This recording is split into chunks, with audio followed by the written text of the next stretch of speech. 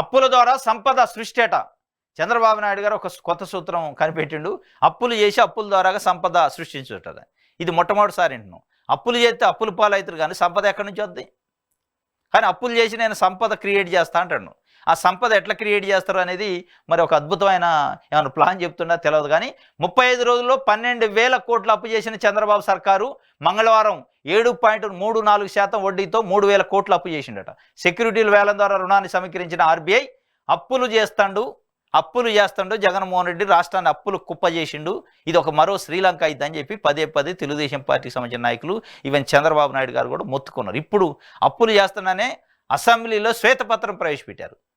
మరి ఇవాళ మీరు చేస్తుంది ఇది 35 రోజులలోనే దాదాపు 12,000 కోట్ల రూపాయలు అప్పు చేసిండట.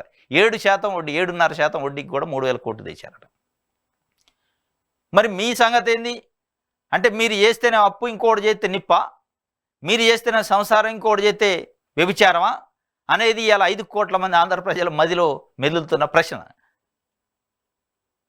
నేను అప్పులు చేయను, సంపదని సృష్టిస్తా అన్నావు.